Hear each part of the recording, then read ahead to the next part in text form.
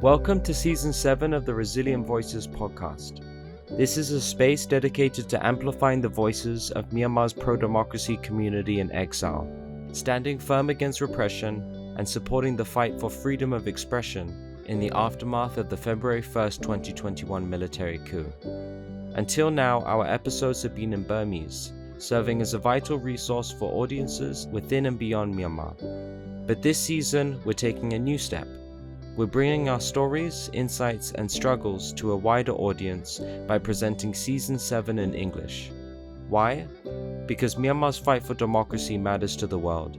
Together, we can build greater understanding, foster solidarity, and inspire action to support those fighting for justice and freedom. Let's dive in.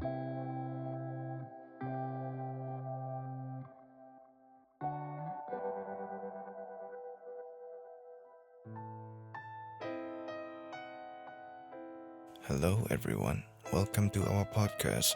It's your host Jesse for today's episode about mental well-being, in which we will explore how we can take care of it ourselves.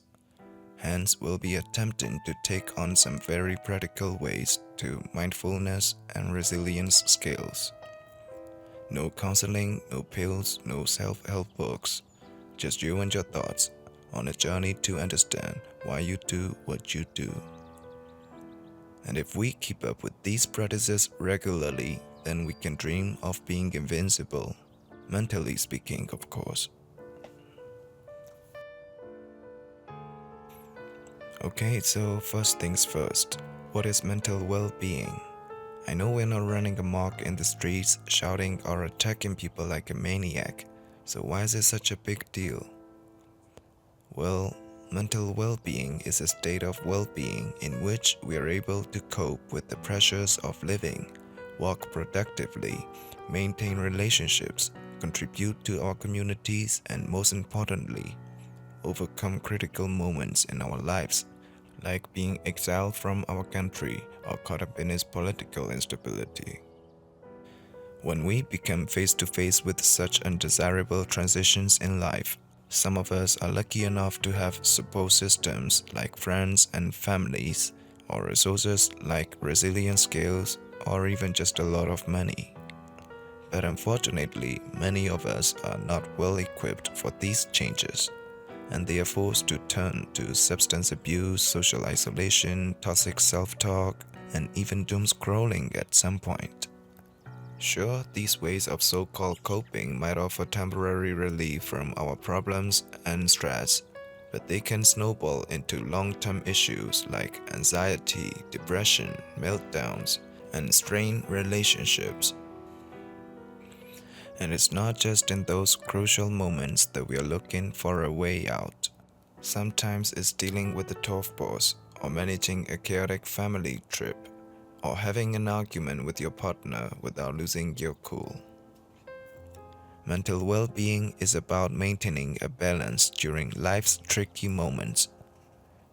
We will face all sorts of problems as long as we are alive, whether it be big or small, life or death. Some of them changes for the better and some for the worse. But it will all depend on how we deal with them. In our country, Burma, also known as Myanmar, the ongoing civil war has taken a devastating toll on its people, especially the youth. Following the military coup 4 years ago that overthrew the semi-civilian government, the country has been engulfed in widespread protests and a nationwide armed struggle against military rule. This conflict has led to severe mental strain, particularly among young people who find themselves with fewer opportunities to live a meaningful life. As a result, many youths have resorted to taking up arms to fight for justice, while others have been forced to flee the country to escape persecution. But those who remain in the country face the worst. My point is, the current situation has been overwhelming for all of us. We all struggle with the constant fear of losing our loved ones. Some of us have been displaced, cut off education, and traumatized by the horrors of war. And some of us live in fear of deportation and the emotional pain of being separated from our families and homes. Whether in exile or enduring the violence at home, our youths are left to contend with a deep sense of disconnection from our families, our roots, and the futures many of us once dreamed of. The emotional weight we are carrying these days is massive, which is why we must take care of our mental well-being now more than ever. And this is not just about getting through tough times. It's about building resilience and training our brains to live with all these heavy stuff that we've been through. So in this episode, I will be sharing a few things about how to practice mindfulness to improve emotional regulation and to build resilient skills. We won't have to put too much effort, so we can focus more on integrating these practices into our daily routines. Hope you enjoy and learn something from the next 15 minutes. Let's break down the title. What is mindfulness? Mindfulness is all about being present, paying attention to the moment, and accepting things as they are, without judgment. It's obvious that we all exist in the here and the now, but are we really experiencing it? Fully experiencing a moment is different from thinking about it. It involves noticing your thoughts, feelings, sensations, and the environment that you're in. Being mindful helps you cultivate a balanced perspective, rather than getting caught up in your thoughts or emotions. And resilience, well, that's the ability to adapt, recover, and even grow from bad experiences that we inevitably must face in our lives. Resilience might sound like one of those big, intimidating words, but really it's just about how we get back up when life gets hard. When we combine these two things, we are basically creating a mental toolkit to help us face life's challenges, but with a calm mind and steady heart. And here's the best part. You can start practicing it right now, even if you've never done anything like this before. It's all about simple steps that fit into your everyday life.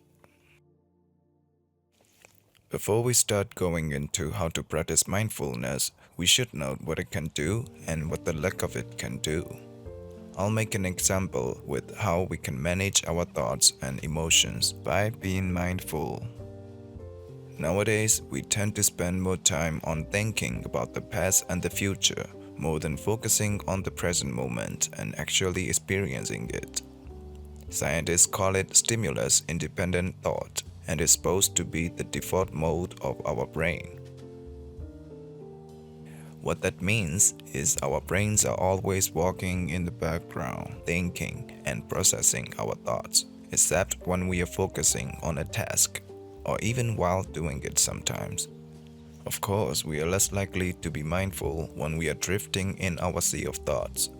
I mean, your thoughts can be helpful if they help you making plans or solving problems, but they can be not so friendly when they make you feel anxious, insecure, and you start ruminating over negative things. In fact, such thoughts can be very bad for you when they affect how you feel and how you behave. But when you're really experiencing the present moment through your senses or focusing on what's immediately in front of you, you can acknowledge your thoughts and feelings without getting overwhelmed by them. You can create space between yourself and your automatic reactions that are based on your previous experiences. This allows you to respond in a more calm and deliberate way, rather than act defensively or emotionally. Mindfulness keeps you anchored in the present, focusing on what's actually happening instead of dwelling on the past or worrying about the future. Here's an example. Let's imagine I'm in a meeting and my boss gives me constructive criticism about my work. My heart starts racing as I'm supposed to respond by saying something, and everyone's attention is shifted on me. If I was like me a few years ago, my mind will start to spiral.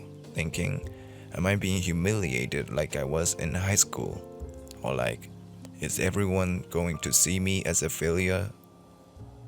Now, these thoughts aren't true because they are based on bad experiences from my past rather than the present moment where I'm in the meeting. But if I'm mindful about these feelings and my body's physical reactions, I'll notice how my heart is racing because I'm seeing the situation worse than it really is. And I'll say to myself that I'm in the present moment now, but I'm overwhelmed by the memories of a previous incident. This is just feedback and not an attack. It's going to be different.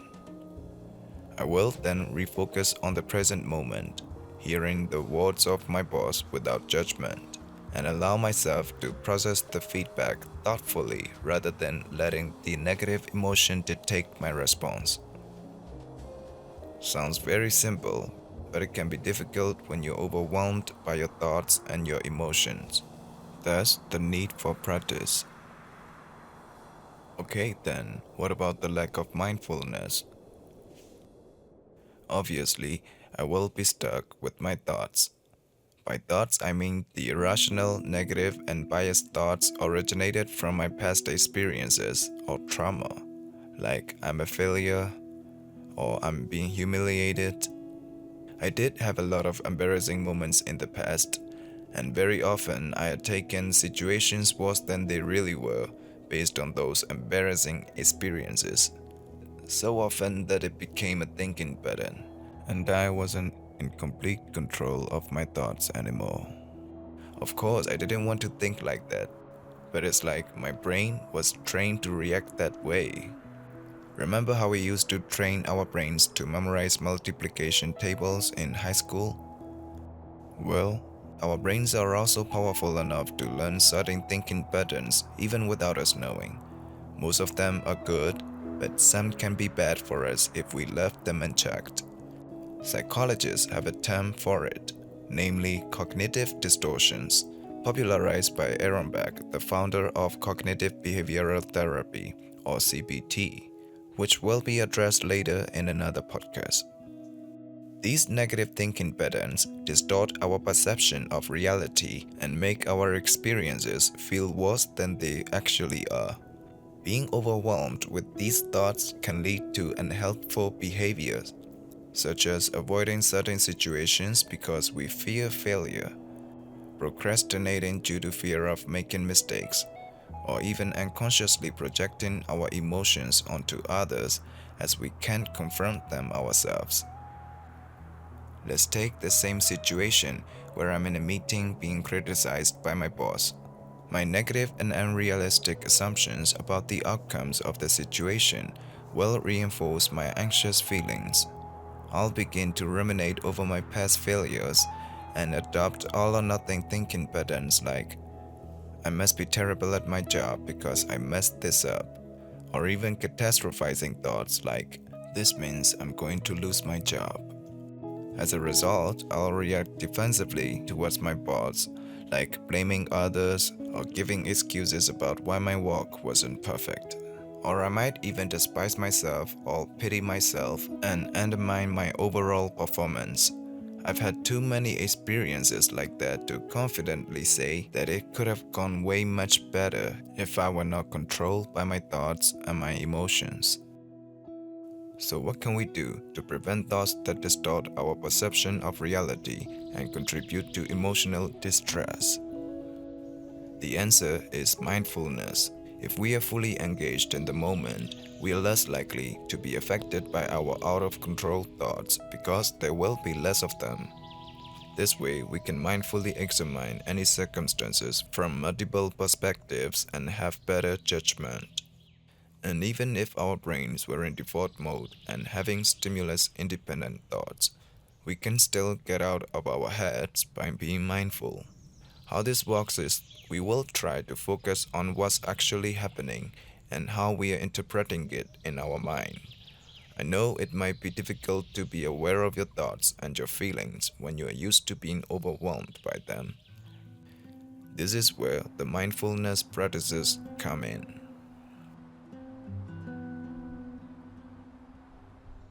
So take out your pen and notebook, as we'll be making quite a list. Let's start in the morning. When you wake up, before you even roll out of bed, take just a few minutes to breathe. And I mean really breathe. Just close your eyes, inhale deeply, and let your breath fill your lungs. As you breathe in, think, I am here. And as you breathe out, think, I am present. It's a small thing, but it can shift your mindset in ways you might not even expect. And while you're at it, think of 3 things you are grateful for. Maybe it's the warmth of your blankets, or maybe it's something deeper, like the fact that you're still here, that you are still moving forward. Gratitude is a game changer. It's simple, but it changes the lens through which you see your life. Now, before you get out of the house, set one small intention for the day. Just one is enough. It could be something like, I'm going to stay kind to myself today, or I'm going to focus on one task at a time. A small goal, but it gives you something to anchor your day to. It's easy to feel like we are spinning out of control, but when we have even one tiny focus, it helps center us. And if you're worried about forgetting it, write it down on your palm. That's what I did, and guess what? It worked.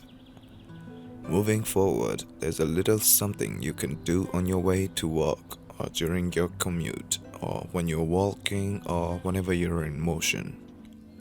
Ground yourself with your senses. Take a moment to notice your surroundings. What can you see? What can you hear? What can you touch? What can you smell?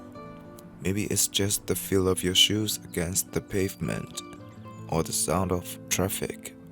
The key is to bring yourself back to the present moment. It's simple, but it keeps you from getting lost in anxious thoughts. Once you're at work, let's talk about mindfulness breaks. I know work can be a whirlwind, but here's the trick. Take mini breaks, just 1 or 2 minutes every half an hour or every hour. Close your eyes, take a few deep breaths, and check in with your body. If you're holding tension anywhere, like maybe in your shoulders or your jaw, just let it go. Don't let the pressure of the day pile up. You've got this. And if you catch yourself thinking about something negative, try reframing it. This might sound kind of cheesy. When you think, I can't do this, reframe it to, I've faced challenges before, and I can handle this too. It's like giving yourself a little pep talk, but only the truth. You've overcome things before. You've made it through tough times, and there's a power you can draw on. When you get home at night, don't forget to check in with yourself. Take 10 to 15 minutes to journal or just reflect if you're already tired. What went well today? What did not? And those what was I thinking moments. But it's not about judgment though. It's about acknowledging your feelings and experiences. And get yourself some slack. Celebrate the little victories even if you barely made it through the day. Give yourself credit for doing your best. And before you go to bed, take a moment to relax your body. Do a quick body scan. Just lie down, close your eyes, and stare at your head. Slowly move down your body, checking in with each part, noticing if there's any tension. If there is, breathe into it and release it. It's like giving your body permission to let go of everything it's been holding all day. Now, when the weekend comes around, let's take a little extra time to recharge. Saturday mornings are great for a bit of deeper reflection. Take 10 or 15 minutes to think about how the week went, what worked, what didn't, and set an intention for the weekend. Maybe you want to try something new or creative, or maybe you just need time to rest.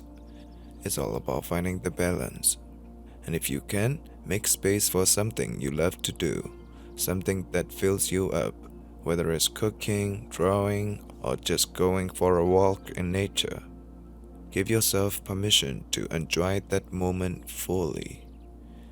We so often forget that it's okay just to. We so often forget that it's okay to just exist without doing anything. Then on Sunday, before the week begins again, spend a few minutes practicing self-compassion where you can just sit with yourself. Maybe it's a little meditation or even just quietly acknowledging that whatever you are feeling, it's okay. It's okay to not have everything figured out. We don't need the answers right away. It's okay just to be human. Before you wrap up the weekend, take a few minutes to reflect on your week. What did you learn? What was tough? And then set a simple intention for the week ahead. Like, I'm going to focus on eating healthy this week, or I'm going to be kind to myself no matter what happens. Remember, this isn't about being perfect. It's about progress, little steps, little changes, one moment at a time. So if you miss a day or slip up, be kind to yourself. Growth doesn't happen overnight, but with these simple practices, you will slowly build more awareness, more resilience, aka more control, and more peace in your life.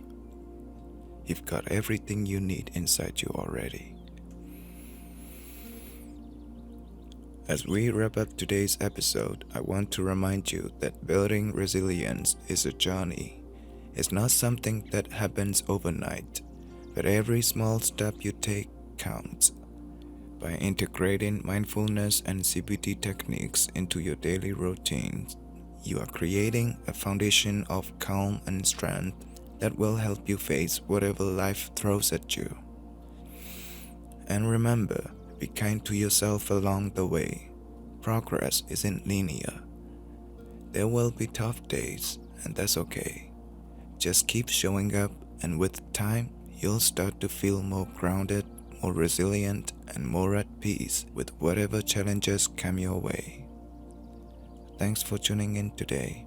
I hope you have picked up a few tools to start practicing mindfulness-based resilience in your own life. Take care of yourself and don't forget to breathe.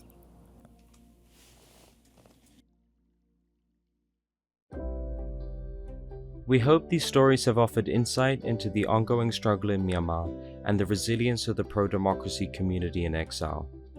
We encourage you to share what you've heard with others, amplify these voices, and help keep the conversation about Myanmar alive. Stay connected with us for updates and new episodes on Instagram and Facebook at Resilient Voices Podcast. If you enjoyed this episode, don't forget to hit the like button. Your support helps us reach an even wider audience. Until next time, take care and thank you for listening.